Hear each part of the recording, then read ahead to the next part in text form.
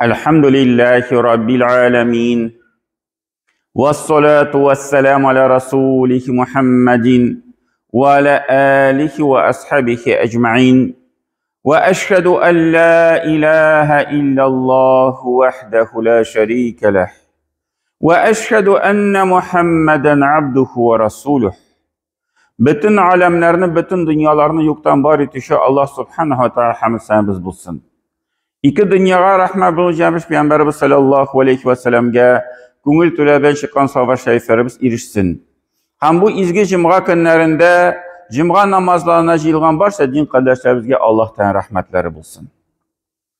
Cemaat indi bu dünyada yaşaganda biz turmuşumuzni, amellerimizni Allah Teala rizalığı için kılabız. Ham şunday bir günah var, riya günahı. Kişi sözün yaratı günahı.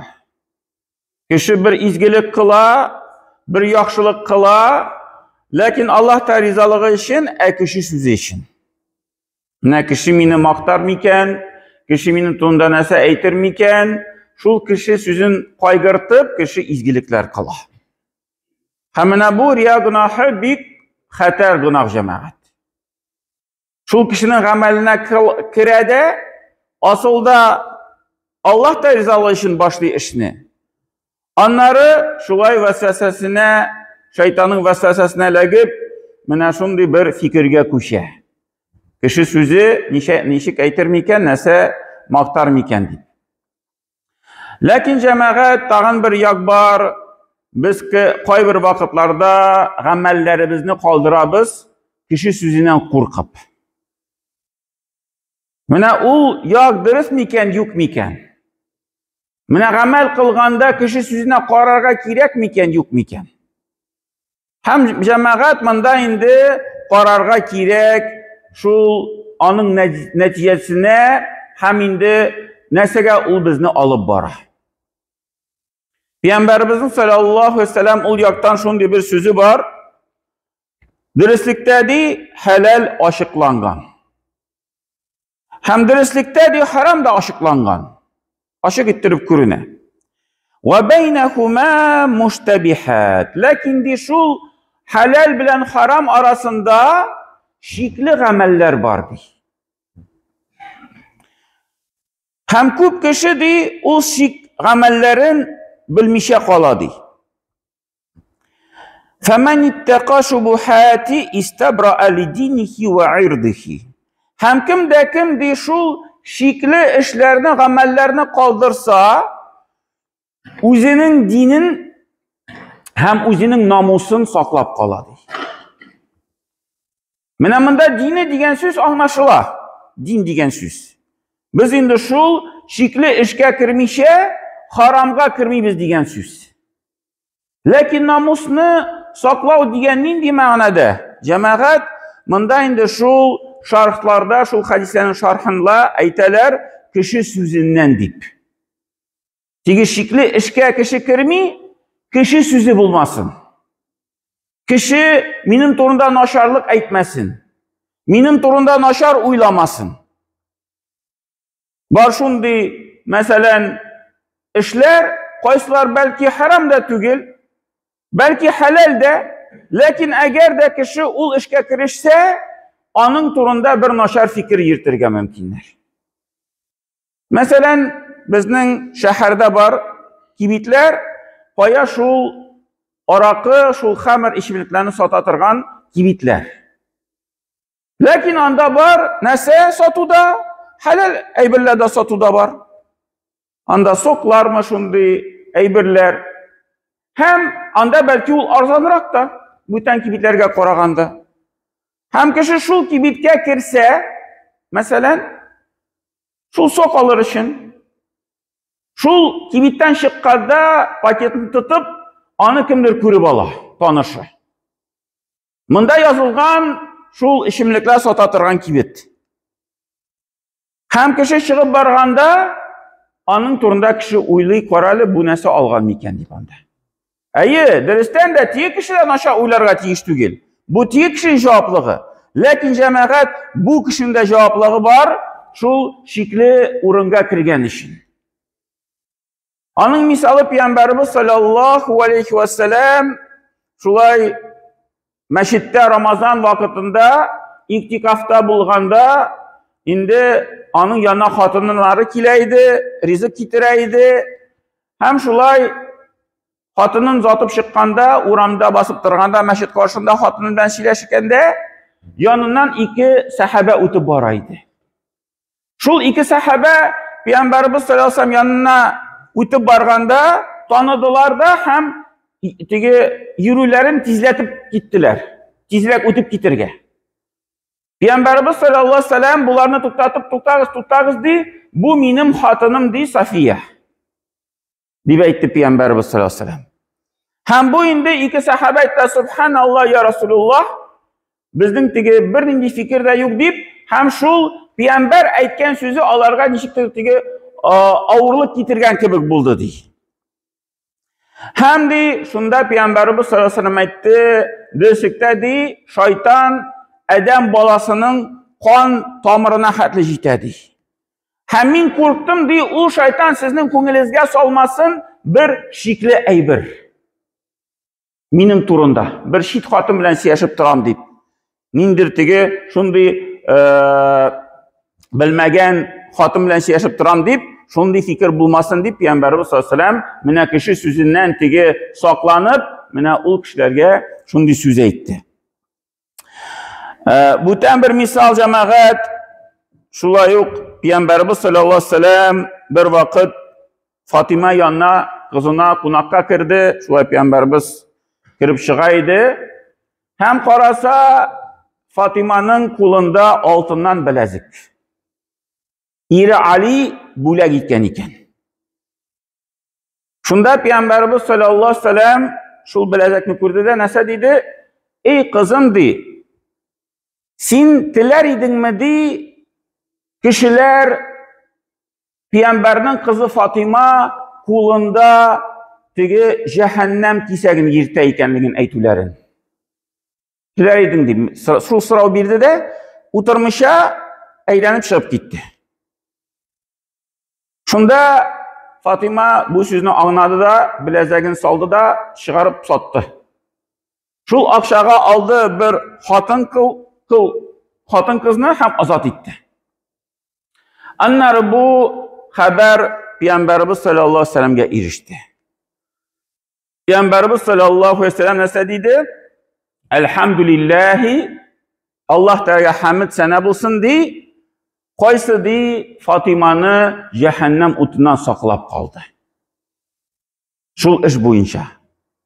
Niçin? Çünkü tege Fatima mana bu oltin bilezik yirtib, kishi nasa aytirdi?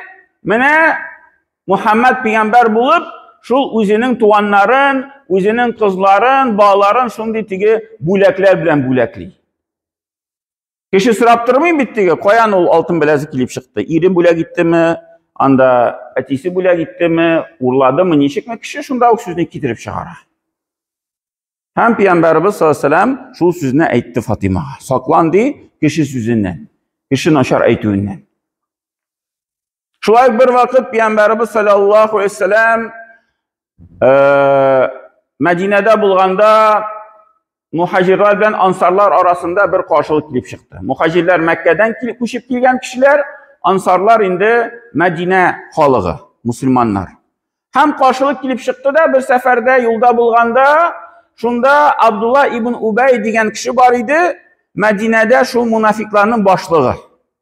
Her vakitte sebep izlep turaydı, musulmonlarni şulay bir-birisine qarshi buluğa, bir-birisine tege düşman buluğa. Her vakitte şulay sözlerini getirip çıkaraydı, şunday tege sebepler izlep turaydı. Hem bunda da mana şunday vakiga kelib chiqqach, Abdullah ibn Ubay nasa deydi? Medine'ga qaytqach di, büyük bulgan kişiler miskinlerini quvib chiqaradi Medine'den. Demek neydi ma'noda? Hazır biz Medine'ga qaytib yetabizda, muhacirlarni Mekke'den kelgan kishilarni bitinsi Medine'dan quvib chiqaramiz. Bu söz Peygamberimiz sallallohu alayhi vasallamga erishdi. Peygamberimiz o'zi borib, shu kishilarni tinchlandirdi. Ham Umar radhiyallohu anhu nasa dedi? Ey Peygamber, rıxsat etmeyen di bu munafiqlarning boshlig'in min di mo'ynina qilich bilan suvamdi. Başını kisemdi. Şunda Peygamberimiz sallallahu aleyhi ve sellem aytdi, utrukhu, da'hu. Qoldir onu di, timadi onu, kişiler aytmasinlar di, Peygamber o'zlarining sahabelerin, dostların o'tirayik deb. Çünkü İslam dinine ziyan kelmesin. Kişi sözünden, kişi fikrinden ziyan kelmesin. Mana bunday iştiraklarda cemaat biz indi kişi sözün qayg'irtirga tegish. Dinimizga top tishmasin, namusimizga top tishmasin, biz musulmon ekanligini top tishmasin, bizga tegi shunday kishi so'zi tegmasin deb biz dinimizni, namusimizni shulay saqlab turamiz. Chekli ishlarda qatnashmaymiz, kerakmagan so'zlarni aytmaymiz, shunday tegi o'zimizni shul kishi so'zi tegmasin deb endi shul yoqdan saqlaymiz. Ali g'alimlar shul yoqqa qarab jamoat ali halal bo'lgan ishlarni da ishlamasga kengash etdilar. Agar da bu shul yashaytirgan o'rinda, bo'latirgan o'rinda bu ish qabul etilmagan yoki noshar etib ko'rinan xalq orasida. Islom dini yog'idan noshar tugil, tiyilmagan, lekin xalq kishi uni noshar ko'ra. Biz endi u ishni shul ishlamasga tegish u vaqtda. Masalan, sag'iz shaynav. Din bo'yicha sag'iz shaynav ul mubah ish. Ani ishlasan da bo'lar, ishlamasan da bo'lar.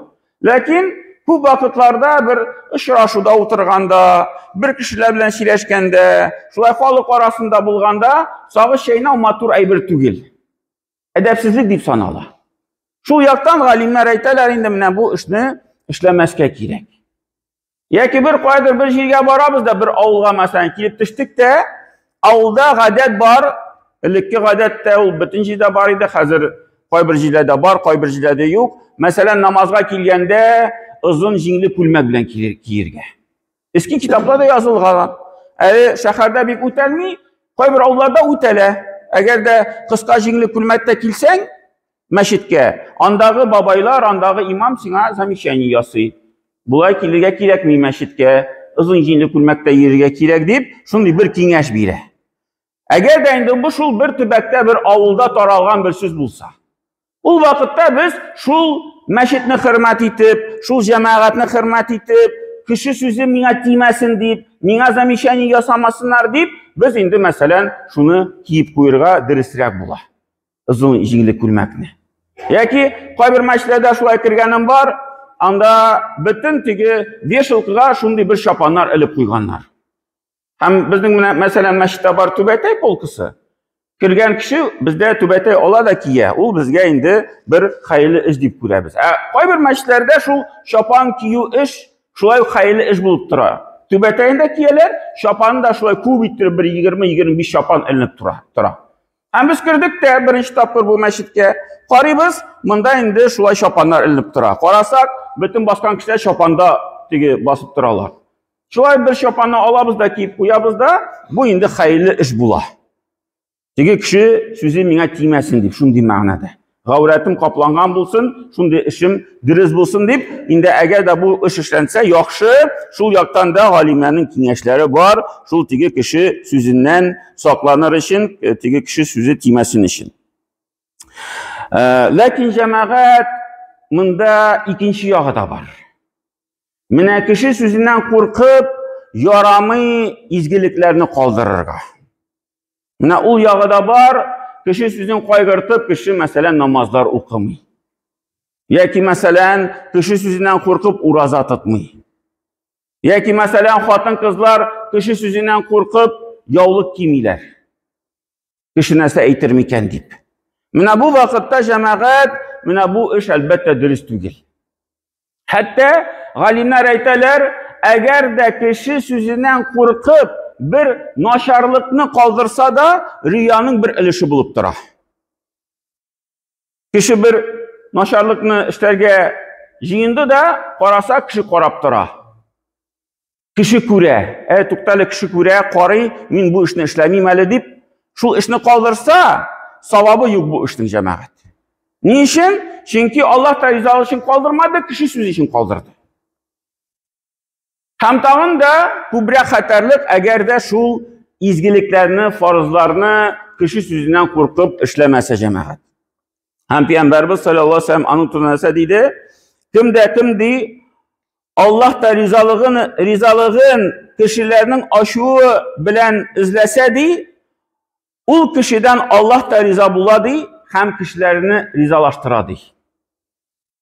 Mina kişi aşılana, bu kişi barbar işli. Niçin? Çünkü Allah Teala şulay koştu deyip. Kimdi kişilerin rizalığın Allah Teala aşığı boyunca izlesedi, Allah Teala şul kişiye aşılana hem tigi kişilerini de aşılandıradı. Hali bulayına kalmıyor kişi, mine kişi etmesin, bu işini işlemiş yatıram, namazını okumuş yatıram, urazan tutmuş yatıram, şundi sözlerini aytıp dursa cemaat, şul kişi Allah Teala bu kişiye aşılanabilir. Eli tigi rizalığın izli tırgan kişilerinin de bu kişiye riza bulmuyor, bu kişiye aşılanalar. Şunun bir misalı, bir şulay medresede okuşu bir şakir kız indi silegen var. Mindi birinci, ikinci kursta okuganda, avulga, kanikulga koytkanda şeyge dey. Yavlıkını salıp koytaydım dey. Yalaydım kişilerden dey. Şulay koytaydım, ütkereydim. Anları oku başlangaç, adam medreseye koytaydım, yavlıkını kiyip koyaydım dey. Anları ikinci kurs okugaç, indi ilim arttı, iman kişiydi diyen mağnada, indi ayte ikinci şeyge koyttum yavlıkta. Salmadım yavlıkta. Bütün avul karşıma ko'tarildi dey. Tigi aralaşkan kızlar aralaşmaya başladılar. Bigrek de bir dey tatar til okutuşusu karşı çıktı. Tigi o'gitlab, va'g'azlab sili turgan ekan mıgar. Sen işlep giding, pensiyaga chiqqachgina kirga kerak, sen bitali yash, sal bu yavlıkni, şulay tigi bir so'zsiz qoldirmaydi. Bu kız qodir uramda uchraganda, barganda, şul okutuşu bu kızını qoldirmaydi. Şuna qatli dey, aşulandıraydı, bu kız sili iga qaytqach yılıydım dey. Hem indi dua kıldım, ya Rabbim dey, mena kuch quvvat bir, şul şeytanın vesvesesine qarşı turarga, şul kişilerin sözüne qarşı turarga, hem şul kişilerin tigi ko'ngillerini yumshatmaya qarata deyip şunday bir dua qilgan edim dey. Bir necha vaqtdan so'ng bu o'qituvchi qodir bir parikmacheskga boribmi, shashlarni bo'yapmi, shashlarni buzib qo'ydi ekan. Ham shu buzilgan shashlarni qo'shirish uchun yovliqda yuriy boshladi ekan. Hatta avul xalqi obtirab qoldi, nechik endi bu shunday tigi qo'shi turgan xotin qiz har bir kishi onatib bitirib bo'lmaydi endi tigi shashim buzildi, shuna ko'ra yovliq kiydim deb. Shular yovliqda yuriy boshladi ekan shahar avulda. Anlar bir necha vaqtdan so'ng kelib dey, mening bu o'qituvchi g'afur so'radi dey, ham duolar o'rgana boshladi dey. Namoz duolari o'rgana boshladi dey. Shul bir mana ko'rsatkich bir misol jamoat turmushdan. Mana shul hadisga agar dedi Allah da rizalığı için kişilerin aşağı izlesen Allah da riza bula, hem tigi kişilerini de rizalaştırasın. Allah seni hürmet ite başlıyorlar. Allah seni tigi şundi bir izgi kişi ittirip göre başlıyorlar. Eğer de sen şin mağnada Allah da rizalaşın deyip işini işlesen. Şuna göre cemaat, mana biz şul işlerimizde en birinciden Allah da rizalığını izlerge tiyiş, Allah da rizalışını işlerge tiyiş. Hem indi mana bu yaklarını kişi sözü nechik ayta kim ayta, eğer de indi din yağından bizge ziyan keletiran bulsa indi kişi sözüne qaraymiz. Eğer de indi şul farzlığında bir tiyişli işlerde bulsa indi kişi sözüne qaramaymiz. Aytamiz bu Allah'tanın emri, Allah'tan farzı, şuna göre her halde biz o neseni o'taymiz deb şulay turmushni olib borishga tirishamiz. Barakallahu lana ve lakum fil Qur'anil azim, nafa'na ve iyyakum bil ayati ve zikril hakim, innahu huve cevalul kerim ve semi'ud du'a.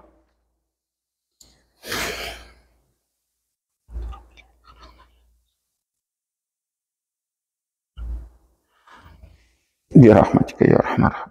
Allah.